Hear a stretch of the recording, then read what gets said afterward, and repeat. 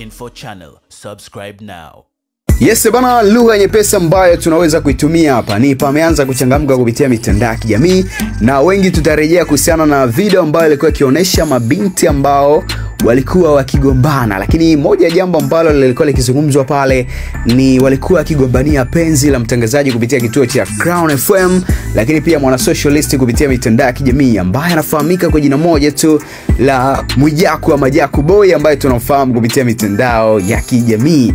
Sasa video zile pale zilisambaa sana kupitia mitandao ya kijamii na kumfikia waziri mwenye dhamana, waziri wa maendeleo ya jamii, jinsia, wanawake na makundi maalum, Mheshimiwa Daktari Dorcas Gwajima, ambapo alilitolewa ufafanuzi kupitia mitandao ya kijamii na kuiachia mamlaka ya kisheria kuweza kutumia sheria ili kuwatia hatiani wale wote ambao watakutwa na hatia kupitia video ile pale. Sasa wengi walikuwa wanajiuliza, je, vipi kuhusiana na Mwijaku ambaye kupitia video ile pale alikuwa akitajwa na mabinti wale pale? Je, ni kipi ambacho kitafuata ama ni jambo gani ambalo nalo litamkuta Mwijaku, kwa sababu naye pia ni mhusika mkuu kupitia ile video ambayo ilisambaa kupitia mitandao ya kijamii.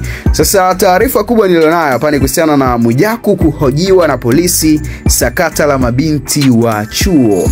Waziri wa maendeleo ya jamii, jinsia, wanawake na makundi maalum, Mheshimiwa Daktari Dorcas Gwajima amesema Mwijaku atahojiwa kufuatia taarifa ya tukio la video la hivi karibuni kwenye mitandao ya kijamii ikiwaonesha mabinti wa vyuo vikuu tofauti wakimdhalilisha binti mwingine kwa maneno, lakini pia na vipigo ambavyo alikuwa akionekana kupitia mitandao ya kijamii. Kupitia taarifa iliyotolewa leo Aprili 23 mwaka 2025 na Wizara ya Maendeleo ya Jamii, Jinsia, Wanawake na Makundi Maalum, Gwajima amewahakikishia Tanzania kuwa mhusika ambaye ametajwa kuhusika katika mgogoro wa tukio hilo ambaye ni Mwijaku atahojiwa na jeshi la polisi kwa mujibu wa sheria jinsi ambavyo inafahamika hivyo.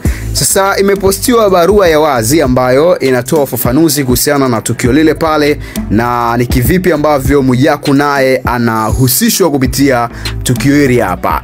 Na kwenda kusomea kwa jinsi ambavyo barua hii hapa imeandikwa. Ni Jamhuri ya Muungano wa Tanzania, Wizara ya Maendeleo ya Jamii, Jinsia, Wanawake na Makundi Maalum. Taarifa kwa umma kuhusu mabinti wanafunzi wa vyuo vikuu waliomdhalilisha binti mwenzao. Dar es Salaam, tarehe 23 Aprili mwaka 2025 ndio barua hii hapa imeweza kuandikwa. Ndugu wananchi, rejea taarifa yangu kwa umma ya tarehe 20 Aprili mwaka 2025 kuhusu mada tajwa hapo juu. Jeshi letu la polisi linaendelea kutimiza wajibu wake wa kisheria kuhusu kuwahoji wahusika na tukio hilo. Aidha, kwa upande mwingine, jamii nayo imeendelea kuhoji mbona aliyetajwa kuwa ni Mwijaku akamatwi.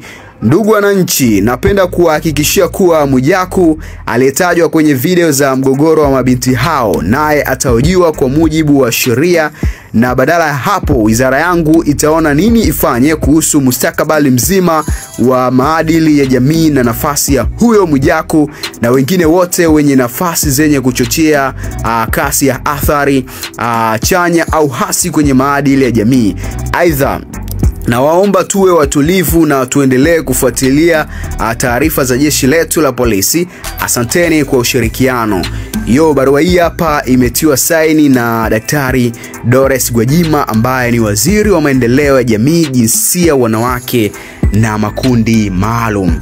Sasa mambo ndio kama hivyo. Utafahamu kuhusiana na ile video ambayo ilisambaa sana kwa kasi. Wananchi wamehoji mbona ni mabinti tu ambao wanahojiwa, lakini mhusika mwenyewe ambaye amesababisha mgogoro huu hapa anaendelea kudunda dogo kupitia mitandao ya kijamii. Sasa taarifa hii hapa imetoa ufafanuzi na kwenda ndani zaidi na kudai kwamba Mwijaku naye atahojiwa na wataangalia ni vipi ambavyo kama atakutwa na hatia ni hatua gani stahiki ambazo zitaweza kuwakuta. Endelea kufuatilia kupitia Ganga Info Channel ili tukuhabarishe kuhusiana na yale matukio mbalimbali ambayo yanaendelea kuandikwa kupitia mitandao ya kijamii. Ganga Info Channel. Subscribe now.